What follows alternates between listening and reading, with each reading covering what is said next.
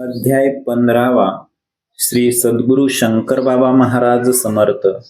श्री गणेशाय नम. श्री सरस्वते नम. श्री गुरुभ्योय नम. देखून महाराजांचे चरण, भारावून गेलो मी त्यांना शरण. पाठीवर माझ्या थाप मारून महाराज पाहू लागले. थाप बसता पाठीवर महाराज कृपेची ही पावती. चट दिशी कळली मज प्रती, आनंद मला वाटला. भाग चरित्राचा जो लिहिला, महाराज चरणी रुजू झाला. महाराजांना फार आवडला, साक्ष याची मिळाली. ज्यांच्या पाठीवर महाराज थाप मारणार, त्यांचे कल्याण होणार. नित्य अनुभवाची गोष्ट ही. पेंटर कडलासकरांची प्रमिला, बारामतीस मावशीकडे गेली. ते भूताने झपाटली, भूत नाचू लागले. कधी ती आरडा ओरडे, डोळे फिरवी इकडे तिकडे. नंतर ती बेशुद्ध पडे, घाबरून गेली मावशी. देवर्षी अनेक उपाय केले, सारे अगदी व्यर्थ गेले. सोलापुरी ती जाणून सोडले, सांगितले जे जे घडले ते. महाराज असताना इतरत्र हिंडण्याच्या काय यातना, कशास कोणाकडे याचना. महाराज समर्थ असताना ऐशा त्यांनी विचार केला. दुसऱ्या दिवशी एका लग्नाला जावयाचे होते परगावाला. पत्नी कन्येस आधी पाठविले, लग्नास जाऊ लग्न दिवशी. ऐसा विचार करून मनाशी महाराजांच्या फोटोपाशी बसले दीप लावून. गहीवरून आले पेंटरना, कळवळून म्हणाले महाराजांना, आपण समर्थ असताना भूत काढणे अशक्य का? तुम्हीच माझ्या मुलीला तारा, अथवा तुम्हीच तिला मारा. तुमच्या मनास येईल तसे करा. नाव राखा वा बुडावा. ढसढसून पेंटर रडले. महाराजांचे स्तोत्र म्हटले. गुरुलीला मृत पारायण केले. नंतर गेले लग्नास. इकडे वराडाच्या गोंधळात प्रमिला मोठ्याने ओरडत, शंकरा मी जाते, मला सोड, मारू नको समजला रे. पळत वेशी बाहेर गेली. शंकरा आता चालले रे मी, ओरडत बेशुद्ध पडली. बाधा मुक्त झाली, गोंधळात झाला गोंधळ. हादरून गेले वराड सकळ. तेवढ्यात पेंटर झाले दाखल, आनंद काय वर्णावा. हाक ऐकली महाराजांनी, वृत्त ऐकले सर्वांनी. कडलासकर गेले भारावनी, म्हणाले जय शंकर. एका बाईचे पाय आखडले, चालणे तिचे बंद झाले. तिने साईबाबास सांगितले. साईबाबा म्हणाले, जो शंकर महाराजांच्या दर्शना येता बाईला व्याधीमुक्तीचा अनुभव आला. बाई अत्यंत हर्षली. उपासनी महाराज साकोरीत, योगीराज विदेही सुविख्यात. बुवाबाजी खटला कोर्टात, त्यांच्यावरही चालला समाजकंटकांनी. उपासनी महाराजांस ठरविले भोंदूमुनी, गुंतविले त्यांना बुवा प्रकरणी. आनंदले कंटक, नगरचे श्रोत्रिय वकील विख्यात. त्यांना महाराज सांगत, तुम्ही केस घेऊन हातात, उपासनींना सोडवावा. श्रोत्रिय म्हणाले महाराजास, मी दिवाणी असे वकील, क्रिमिनल केसही असत कशी चालवता येईल? महाराज म्हणाले, श्रोत्रियास तूच चालवली पाहिजे ही केस. वंदन श्रोत्रियांनी महाराजास केस तुफान रंगवली. इतकी केस रंगवली, जजांची मती गुंग झाली. प्रेक्षक मंडळी थक्क झाली. निर्दोष सुटले उपासनी. पाहून श्रोत्रियांची बुद्धिमत्ता अन आर्ग्युमेंटची कुशलता दिपून गेले सर्व अवलोकिता. ब्रिटिश सरकार अपार समारंभपूर्वक ब्रिटिश सरकारने श्रोत्रियांचा सत्कार करून पदवी बार ऍक्टला देऊनी गौरविले. श्रोत्रियांनी जाणले अशक्य ते शक्य केले. कोर्टात माझे जे भाषण झाले, जाणीव मज मुळीच ना. कोर्टात महाराजच बोलत, अशक्य ते शक्य करीत. श्रोत्रिय महाराज चरण धरत, प्रसन्न झाले महाराज. श्रोत्रियांस महाराज विचारत, काय तुझ माग हवे असत? दत्त पादुका मज मिळाव्यात. श्रोत्रिय बदले लगेच. गाणगापूरच्या भस्मात महाराज हात घालत, त्यातून पाषाण पादुका काढत श्रोत्रियांना दिल्याच. अजूनही श्रोत्रियांच्या घरात दत्त पादुका उत्सव होत. महाराज प्रभाव असा असत अतर्क्य अपूर्व अगाध.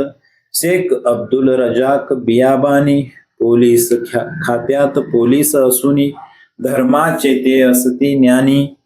पुणे शहरी वास्तव्य साध्या वेशात बियाबानी दर्शनास गेले एके दिनी. तो पोलीस आहे म्हणून महाराजांनी ओळखले. थक्क झाले बियाबानी त्यांचा गुरु कोण हेही सांगुनी. गुरूंनी दिलेला मंत्र महाराजांनी त्यांना म्हणून दाखविला. बियाबानी चकित झाले.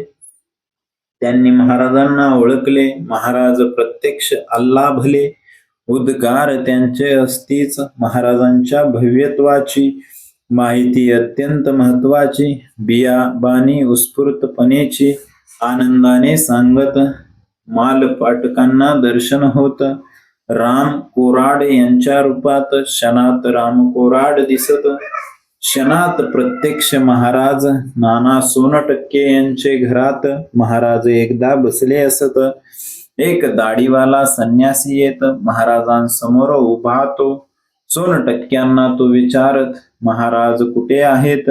सोनटक्के तर चकित होत पाहून कसा विचारतो. संन्यासी तो निघून जात. महाराज सोनटक्क्यांना म्हणत आत्ताच दर्शन द्यायचे नसत. संन्याशाला पहाया. महाराज गेले काशीत. ब्राह्मण महाराजांस अवलोकित. ब्राह्मणांच्या मनात खळबळ उडत. असले कसले महाराज. वैदिक पट्टीचे ब्राह्मण महाराजांकडे गेले मिळून. महाराजांस सांगती ठासून काहीच करत तुम्ही नाही वैदिक आचार नाही वैदिक विचार. वेदांचे महत्व अपार तुम्हा ठाऊक मुळीना. महाराज शांत ऐकून घेत. तिथेच एक मुलगी खेळत. सागर गोटे होती झेलत. तिला महाराज पुकारीत. त्या मुलीस म्हणाले महाराज हे भटूकडे जमले येते आज. वेदांचे ज्ञान त्यांना पाज. सांग वेद समजावून. मुलगी असे बोलत होती जणू प्रकटला बृहस्पती. जिभेवर नाचे सरस्वती. व्यासच जणू बोलत. व्याख्यान तिचे ऐकून वैदिक सगळे गेले थिजून. महाराजांचे चरण धरून शरण गेले तात्काळ. अकलूज शुगर फॅक्टरीत दरवर्षी बॉयलर बिघडत. जर्मन कंपनीचा मनुष्य येत. नीट करून जात असे. 5-6 दिवसात काम चोख करत. रोजचा त्याला पगार असत 1000 रुपयेच. इतर सर्व खर्च वेगळे. दरवर्षी असेच चाललेले. महाराजांनी हे पाहिले. निष्कारण हा खर्च का. महाराज म्हणाले यावर्षी तर नीट करून देतो बॉयलर. घन आणून द्या मज सत्वर. महाराज नीट करीत 3 दिवस रात्री 12 नंतर. घनाचे घाव घालून बॉयलर दुरुस्त केला. तेव्हापासून तर बॉयलर नाही बिघडला. काशी क्षेत्रातील एक सावकार महाराजांचा भक्त फार. महाराजांच्या कृपेने सुंदर कन्यारत्न त्याला झाले. कन्यारत्न 7 वर्षांचे झाले. महाराज सावकाराला म्हणाले मुलगी मज देऊन टाक. विवाह लाव माझ्याशी. सावकारही कबूल झाला. महाराज म्हणाले सावकाराला सांग तशी दवंडी देण्याला. दवंडी पिटविली काशीत. काशी विश्वेश्वराच्या मंदिरात हा विवाह असे होत. प्रचंड जनसमुदाय जमत. जो तो कुजबुजू लागला. मुलगी 7 वर्षाची छान. नवरा तर म्हातारा असून कसे आले हे जमून. हस्ती सारे म्हणून लग्न घटिका भरली. महाराजांनी तिचं वंदन केले आणि तिला आई म्हटले. सावकारास सांगू लागले या मुलीचे वैधव्य टळत. ती पडेल राजघराण्यात. धार संस्थानाची तीच मागणी येत. राणी झाली संस्थानाची. मुलीचे वैधव्य जाणून स्वतः लग्नास उभे राहून तिच्याशी लग्न ही न करून वैधव्य मुलीचे टाळले. वैधव्य तिचे टाळून राजाची राणी बनवून सर्वस्वी केले तिचे कल्याण. लक्षात कुणाच्या येणार. माळीनगरच्या शुगर फॅक्टरीत एकदा महाराज मुद्दाम जात.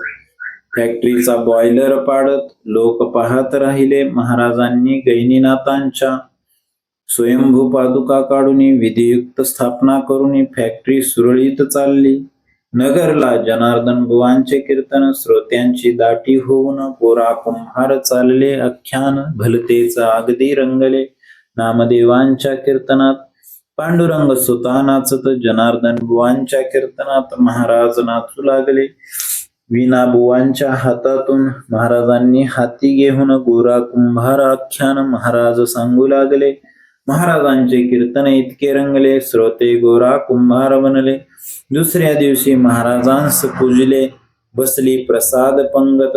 महाराजांस लागून ब्राह्मण, पलीकडे इतर बसले असून माझा बाब्या कोठे म्हणून मध्येच महाराज ओरडले. बाबूराव रुद्रांना बसवीत, पलीकडच्या पंगतीत महाराज रुद्रांना बोलवीत आपल्या पानावर बसविले. दुसऱ्या पानावर महाराज बसत. सुरू झाली पंगत. महाराज सारे ओळखतात, पंगती प्रपंच ताठा हा. महाराज विचार करती याचा, उतरवू पंगती प्रपंच नशा. म्हणाले माझ्या घासात हा केस आला कोठून, सर्वांच्याच पहा हातात केस दिसला घासात. पुढे महाराज रागावून म्हणत, खडा घासात मज लागे. सर्वांच्या तेव्हा घासात खडा सर्वांना लागत. लोक झाले चकित अगटित हे पाहून. महाराज म्हणाले सर्वांना, सारेच भक्त प्रिय मला. गरीब श्रीमंत जात बुरा भला, भेद मजपासी नसेच. माझ्या भक्तांचा अपमान तो माझाच महान अपमान. कधी न करणार तो मी सहन, कळेल ज्याचे त्यांनाच. पंगती प्रपंच करणारे सगळे महाराजांस शरण आले. म्हणाले महाराज आमचे चुकले, क्षमा करावी आम्हास. शुभ्राय महाराज मठात एक बेकार हॉल असत. भस्मे बुवा रुद्र बसत, दादा फुलारी वगैरे या सर्वांनी ठरविले असत. अध्यक्षपद महाराजांस देत, बेकार हॉलचे अध्यक्ष असत. त्रिनेत्रधारी महाराज, लोडास टेकुनी महाराज बसत. भोवती सारे बसत. तेवढ्यात महाराज म्हणत, पान सुपारी काढ बुवा. बुवांचे खिसे रिकामेच असत. बुवा लगेच उभे राहत, पोटाच्या खिशात हात घालत. खिसे सर्वही भरलेले. बुवा अगदी चकित होत, खिसे तर सारे रिकामेच असत. लगेच पान सुपारीने कसे भरत, नवल सर्वा वाटतसे. पान सुपारी चुनाकात, तंबाखू सारे भरपूर निघत. बुवा सर्व हे मध्ये ठेवत, बार भरती सर्वही. सर्व पदार्थ हे कुठून, भस्मे महाराजांस देऊन. भस्मे काहीच न घेत, देत सर्व महाराजा. फिरावयाला जावायचे असत. महाराज भस्मेंना बोलावित, त्यांच्या खांद्यावर महाराज बसत. जाण्या फिरण्या नेहमी भगवान रामचंद्रास हनुमान आपल्या खांद्यावर बसून आकाशात करी उड्डाण. तोच प्रसंग येतेही, असेच प्रसंग काही जुने. लेखनीस लिहावे वाटणे, परी लेखनीवर काही बंधने. म्हणून एवढे पुरेच भस्मे यांच्या खांद्यावर बसत. महाराज वजन हलके करत, जशी पुष्पमाळ गळ्यात. भक्तास कष्ट देत ना. रुद्र समाधी मठात राहत. एकदा थंडीचे दिवस असत. समाधीवर ठेवून हात कुडकुडत होते थंडीने. मध्यरात्रीस समाधीमधून महाराज प्रत्यक्ष प्रकटून रुद्रांना कडकडून भेटत. महाराज त्यांना म्हणाले, बाब्या चल फिरायला, सर्व देश दाखवितो तुझला. बाबूराव म्हणाले महाराजांना, रात्र फार झाली, मी असता तुझ कसली भीती. चरण धर माझे घट्ट अति. बाबूराव घट्ट चरण धरती. हवेतून निघाले महाराज. जो जो महाराज उंच जाऊ लागले, तो तो बाबूराव म्हणत राहिले, माझ्या पोटात ढवळू लागले. 16 मजला भूवर संपूर्ण पृथ्वीची प्रदक्षिणा फिरवून आणले रुद्रांना. समाधीवर सोडून त्याच क्षणा महाराज अंतर्धान पावले. प्रत्यक्ष महाराज प्रकटले. पृथ्वी प्रदक्षिणा घडविले. पुन्हा समाधीवर सोडले. धन्यता रुद्रांची केवढी. वंदन श्री शंकर महाराजांस. श्री शंकर गीता प्रासादिक ग्रंथ. अध्याय 15 मनोहर समाप्त येथे झाला. अनंत कोटी ब्रह्मांड नायक राजाधिराज योगीराज श्री सद्गुरु शंकर बाबा महाराज की जय.